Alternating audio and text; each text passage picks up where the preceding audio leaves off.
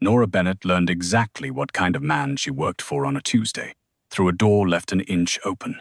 She hadn't meant to hear it. She'd come down the penthouse hall at 11 at night to return a book to the study. Lily had fallen asleep clutching it, a picture book about a lonely whale, and Nora had eased it from the child's fingers and gone to put it back. The study door was ajar. Lamplight spilled gold across the marble, and inside, Roman Mercer was on the phone.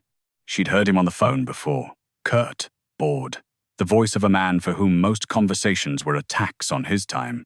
This was not that voice. "You had one job," Roman was saying, and the room seemed colder for it. He wasn't shouting.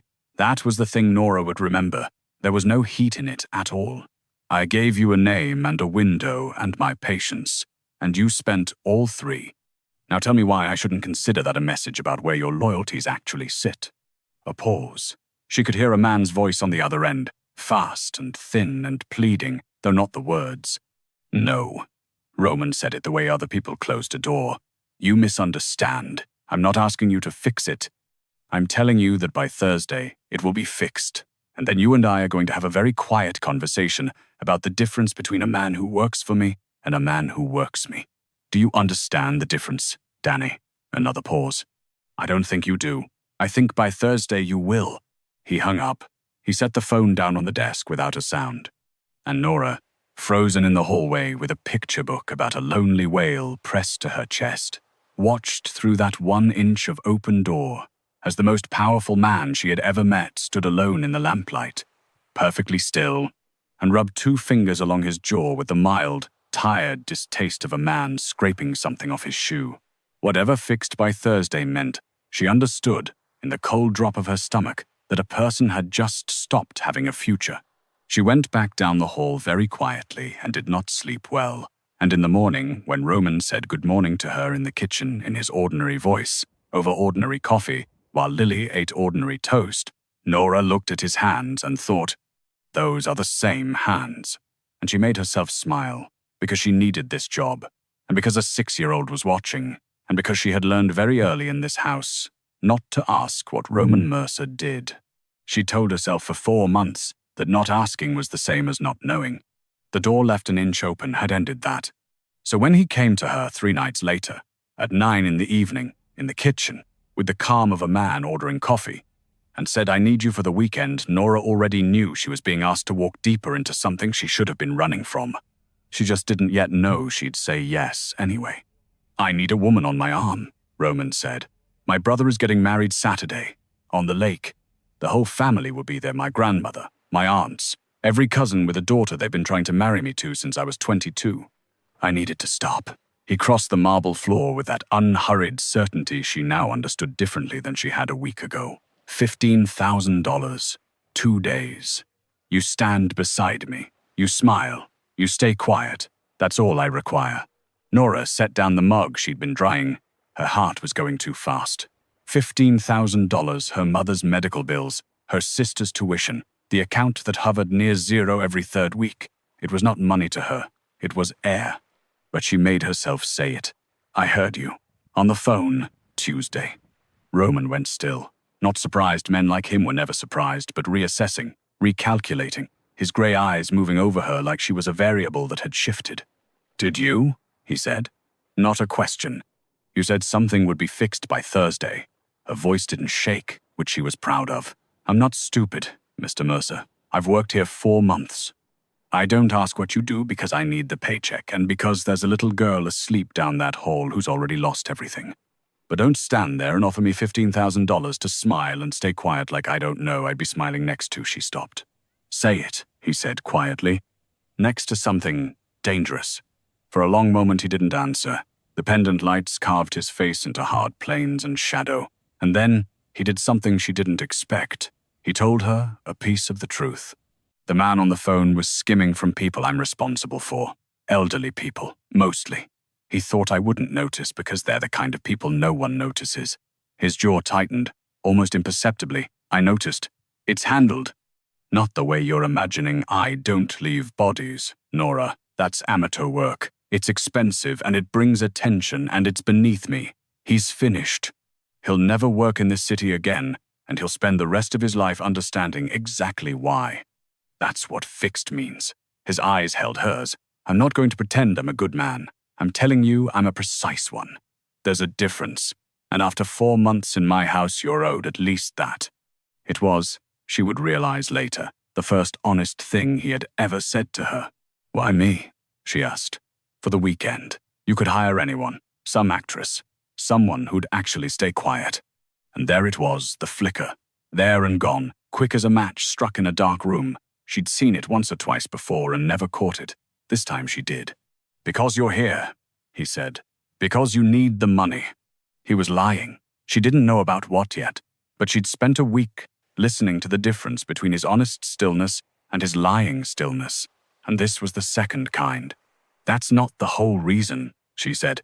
It's the reason you're getting. He turned to go, then stopped at the doorway without looking back. Lily comes with us. She'll only go if you're there. That part isn't the arrangement. A beat. That part's real. And he was gone, and Nora stood alone in the enormous kitchen with her heart doing something complicated and dangerous, and understood that she had already, in the space of that hesitation, said yes to a man she'd watched end someone's life with a phone call. What is wrong with me, she thought. But down the hall, a lonely orphan child was asleep with her hand still curled where the whale book had been, and Nora already knew she wasn't going to leave that little girl to face a mansion full of strangers alone. That was the trap of it, she'd think much later. Roman hadn't caught her with the money at all. He'd caught her with a child. They drove north Saturday morning in a black Escalade, 2 more ahead and 2 behind. And Nora sat in the back with a sleeping Lily against her side and tried not to think about the fact that a wedding required 5 armored cars. She'd worn the one good dress she owned, deep green, fitted through the bodice, forgiving where it needed to be, and when she'd stepped out of her room that morning, Roman had looked at her, just once. His eyes had moved over her and away, and his jaw had done something tight, and he'd said, "Good, that works," in a voice giving nothing away. She'd felt it like a hand at the small of her back for an hour, and hated herself for the warmth it left.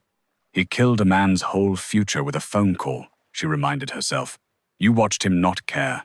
But she'd also watched him, that same week, sit on the floor of Lily's room for an hour, reading the whale book in a low, patient voice, doing the whale badly, and she didn't know how to hold both of those men in her head at once. That was the problem.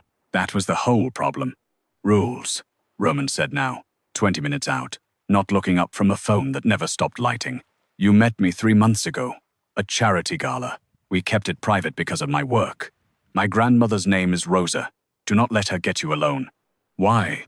Because she is the only person alive who frightens me. Flat. A fact about the weather.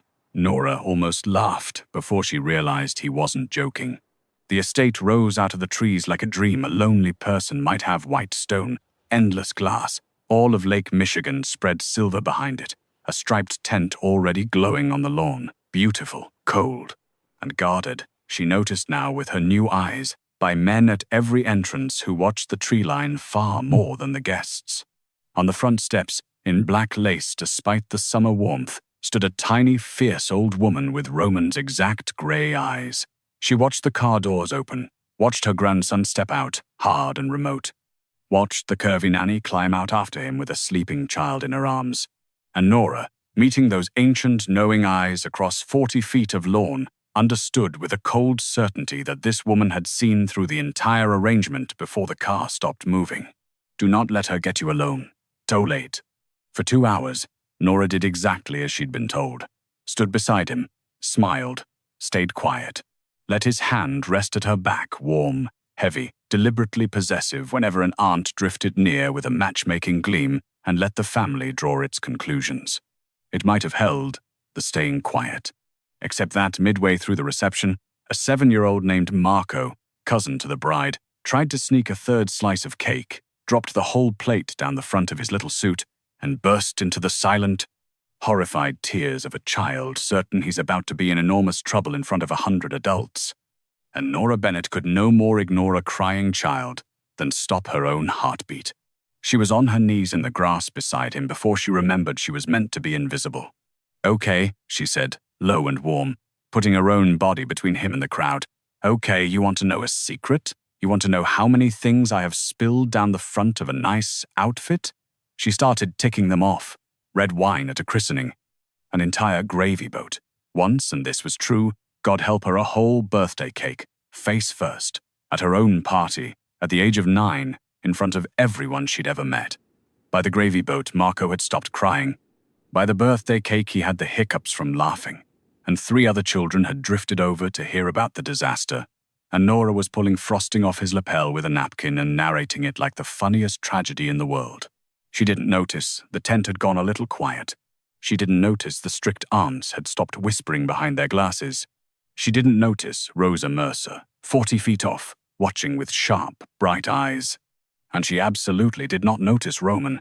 He stood apart, at the edge of the tent, an untouched scotch in his hand, watching the woman he had rented for the weekend kneel in the grass in her green dress, glowing, surrounded now by every child at the wedding, and he felt something move in his chest that he had spent 38 years making certain never moved. Because here was the truth under the ice, the thing he'd told no one. He had watched this woman for 4 months, not to spy, he would have said, to check. Lily had gone silent after the funeral. Not sad, silent. A stillness in a 6-year-old that had frightened Roman more than any enemy ever had, because it was the one thing his power could not touch, could not threaten, could not fix. He'd flown in child psychologists from 3 states, nothing. And then, one afternoon, on a security monitor, he'd watched this ordinary, soft, laughing nanny make a stupid voice for a stuffed rabbit, and watched his silent, broken, orphaned niece, the last living piece of his dead sister, laugh. He had rewound the footage 4 times. He hadn't chosen Nora because she was convenient. He'd chosen her because she was, as far as he could tell, the only warm thing left in his cold, guarded, blood-soaked world, and he had needed with a desperation that appalled him to keep her near a little longer, and he did not know how to ask for that like a human being. So he'd wrapped it in $15,000 and the word arrangement, and told himself that made it safe. Watching her now, laughing in the grass, he understood he had miscalculated badly. You could not hire warmth for a weekend and expect the cold to come back after. Rosa found her at dusk, exactly as Roman had feared, in the quiet space between the tent and the lake where Nora had slipped off to breathe. "Sit," the old woman said, and Nora sat. For a long moment, Rosa watched the water go from silver to grey to the deep bruised blue of a summer night. When she spoke, her accent was old country and her voice was iron. "You are not my grandson's girlfriend." Nora's stomach dropped. "Mrs. Mercer." "Do not." Rosa lifted a ringed hand. "I have buried a husband and 2 sons in that business, girl. I know a lie the way you know a lullaby. He met you 3 weeks ago at a charity gala," she snorted. "Roman has not been to a gala since his sister died. He does not leave that penthouse except for blood and money." Nora said nothing. There was nothing safe to say. "So, you are the nanny, the one who minds Lily." "Yes." The child laughed today. Rosa's voice changed on the word, roughened, and for one instant the iron cracked and Nora saw the grief underneath an old woman's grief for a great-grandchild she loved and could not reach, at the cake. She has not laughed since her mother went into the ground. "I have money. I have prayed. I brought doctors from Vienna." Her hand closed hard over Nora's wrist. "And a nanny in a green dress does in one afternoon what I could not do in 4 months."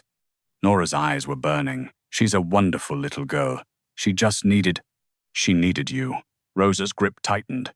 "And so, I think, does he." She sat back, and something crafty and ancient moved through her face. "I will tell you what I am going to do, so you understand me. I saw through this lie the moment your car door opened, and I have decided to say nothing, to help it along, to seat you beside him at every meal, to speak of you to the family as though you are already ours." "Why?" Nora whispered. Rosa looked out at the dark water. "Because in 70 years, you are the first genuine thing to walk into that boy's life. Everything else he was ever given came with a price or a knife behind it. Everything. Including me." Her voice dropped. "I will not let the one real thing walk back out the door because my grandson is too much a coward to say a true word aloud." She stood, brushing off her black lace, composed once more. "Play your little game, girl. Only understand that I am playing a longer one." And she walked back toward the lights, leaving Nora alone at the edge of the lake with her heart pounding, and no idea at all that 100 yards off, past the tree line, A man named Vincent Dahl was lowering a long lens and beginning, very quietly, to smile. Because Vincent had come for information, and the old woman had just handed him everything. The nanny, the child's only door back into the world, the one soft, unguarded, unprotected thing in Roman Mercer's entire fortress. There, Vincent thought, capping the lens, there's the crack. You didn't kick down Roman Mercer's door. Roman's door was steel. But every fortress has a person in it who isn't steel, a person everyone loves and no one thinks to guard, and Vincent Dahl had spent 30 years learning to find that person and turn them into a key. He had all weekend. He was a patient man. He introduced himself at the rehearsal dinner, though Nora didn't recognize it as danger at the time. A man she didn't know approached their table, silver at the temples, an expensive smile, eyes like wet stones. Roman went absolutely still beside her. The specific stillness she'd learned meant danger, and his hand found her thigh under the table, not with desire but with warning, holding her in place. Roman, warmth like a coat over ice. You look well, and this must be the woman everyone's talking about. The stone eyes moved over Nora, slow, and something in them made her skin crawl. The famous girlfriend. Nora, is it? The whole family's charmed. Even Rosa. A pause, precise as a scalpel. Funny, I hadn't heard a word about you before this weekend, and I hear about everything. Vincent. Roman's voice was arctic. You weren't invited.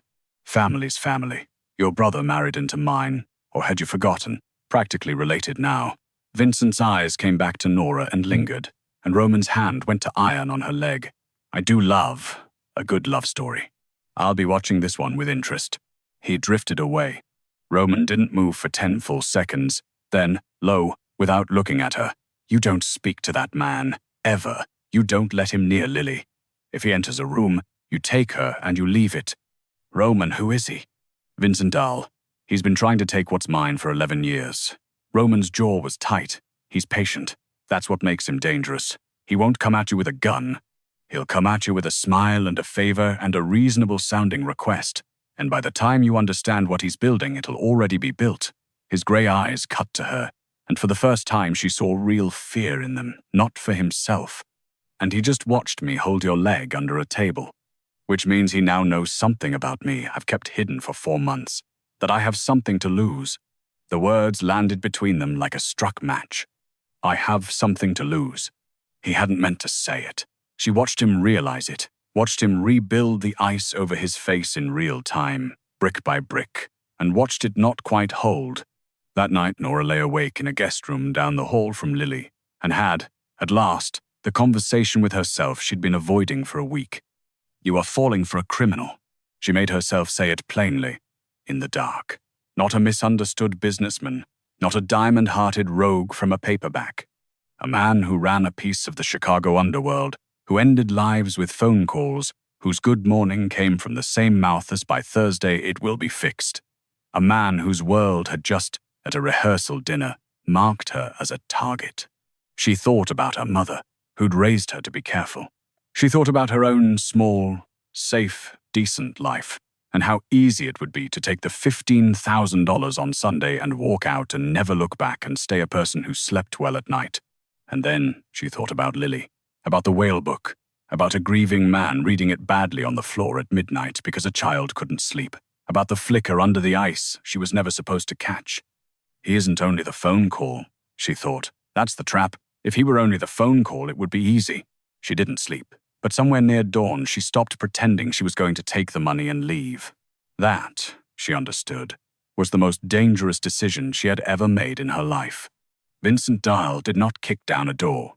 He spent Sunday being charming. He complimented the aunts. He found Rosa and lost, gracefully, at cards. He learned the rhythms of the house when the guards changed, which service entrance the caterers used, who among the estate's weekend staff was underpaid and overworked, and had a sick mother of his own. A young valet named Peter, it turned out. Vincent was very sympathetic about Peter's mother. Vincent could be so helpful, to the right person, at the right moment, for such a reasonable-sounding favor. Just leave the East Service door off the alarm loop for 20 minutes tonight, son. Nothing will happen. I only need to retrieve something. Here for your mother's medicine. That was how Vincent Doll worked. Not through steel, through the soft people no one guards. And late Sunday night, the estate's security system, Roman's system, the one he trusted, reported a fault on the lake-facing perimeter. A real fault, small, the kind that happens. Roman's men, being competent, went to check it, because that is what competent men do, which drew 4 of them to the wrong side of the house for 11 minutes. 11 minutes was all Vincent had asked Peter to buy him. Nora woke to a sound that didn't belong. She was up and moving before she was fully conscious. 4 months of minding a traumatized child, having wired her body to respond to Lily's room before her brain came online. The hall was dark. The alarm panel by the stairs glowed a calm, lying green. Lily's door stood open. Lily's bed was empty. And at the end of the corridor, silhouetted against a window, a man was carrying the sleeping child toward the east service stairs. Nora did not think. She'd reflect later that she'd had no plan at all, no weapon, no sense, only a white roar of no that filled her skull. She screamed Roman's name loud enough to tear her throat, and she threw herself down the hall. The man was fast. Not the smiling man himself. Vincent never did his own carrying, but one of his people, strong and quick, and he turned and struck her, and she went into the wall hard enough to see stars, tasting blood. But she'd made him break stride. She got her body between him and the door, and when he grabbed for Lily again, Nora did the only thing left to a soft, unarmed woman against a professional. She made herself impossible to get past without going through, wrapped the screaming child in her own arms and her own back, and refused, absolutely refused, to move. The corridor exploded with light and men and sound. Roman came through it like the wrath of God. She would never, as long as she lived, forget his face in that moment. She had thought she'd seen him dangerous. She'd seen the phone call, the Arctic voice, the bye Thursday. She had seen nothing. The man who came down that hall had left something human behind in his room, and what arrived was pure lethal purpose. And Vincent's man took one look at it and ran, and did not get 3 steps before Roman's people had him. But Roman didn't go to the man. Roman went to her. He dropped to his knees on the hardwood in front of Nora and Lily, and his hands, those still, controlled, terrifying hands, the ones she'd thought about in the kitchen, those are the same hands were shaking as they moved over her face, her split lip, the bruise blooming along her cheek. "How bad?" he said, and his voice was wrecked. "Nora, look at me. How bad?" "I'm fine." She was crying and hadn't noticed. Lily was sobbing into her neck, and Nora's arms were locked around the child and could not have let go if the house burned. "I'm fine. She's okay. I got to her." "You threw yourself at an armed man." He said it like it cost him blood. "You had nothing. You had nothing." "He had Lily." "I know." Roman's forehead dropped against hers. She felt him shaking, the most feared man in Chicago, on his knees in a hallway, shaking. For one moment he was not the phone call. He was just a man who had almost lost the last 2 people on Earth who made his world worth guarding. And then, terribly, she watched him put himself back together into the phone call. She watched the ice come back, not the cold he showed the family, but something colder, aimed inward, a decision forming behind his eyes. He stood. He lifted Lily gently from Nora's arms and past her, still crying, to Rosa, who had appeared at the top of the stairs in her black lace, and now gathered the child with fierce tears standing in her old eyes. He crouched again and helped Nora to her feet, steadying her, and for one moment his hand cupped her bruised face like it was the only fragile thing in his violent world. Then he took his hand away. "You'll be paid the full amount," he said, and his voice was flat, and it was the flattest and most careful she had ever heard it, and she understood he was using every ounce of his control to keep it that way. "A car will take you and your family somewhere safe in the morning. New names, if you want them, money, whatever you need, for as long as you need it. You'll never see me again. That's the last thing I can give you." He made himself meet her eyes. "It's the only thing that keeps you alive." Nora stared at him. "What?" "Vincent found you in one weekend, Nora." His control cracked down the middle, and something raw showed through. "One weekend. He watched me hold your leg under a table, and by tonight he had a man carrying a child out my door. That's what being near me is. That's what it will always be. Every person I've ever his jaw worked. The last woman I let matter is in the ground. and her daughter is the reason. I will not do that to you. I will not. Do you understand me? I would rather you hate me and live than, Roman, than watch you bleed on my floor again. I can't. I can't. The hallway was full of his men. His grandmother stood at the top of the stairs with a sobbing child, watching, saying nothing, her sharp eyes moving between the two of them. Nora looked at this man, this dangerous, precise, blood-soaked man trying to save her the only way he knew how, which was by throwing himself between her and his own life, and she made the most dangerous decision of hers a second time, out loud, on purpose. No, she said. He went utterly still. I heard you on the phone Tuesday. Her voice shook and she let it. I've known exactly what you are for a week. I lay awake last night and said it to myself in plain words that I was falling for a man who ends people with a sentence, and I decided to stay anyway. Not because I don't understand the danger, because I do, and I looked at it, and I looked at that little girl who finally laughed again, and I looked at the man who reads her a whale book badly at midnight because he doesn't know how else to say, I love you. Roman flinched, actually flinched, and I decided you were worth being afraid for. Nora, you don't get to make this decision alone. She stepped in, close enough that he could not retreat behind the flat voice. You've spent your whole life being the one who decides who's safe and who isn't, who stays and who goes, who gets fixed by Thursday. Well, this one's mine.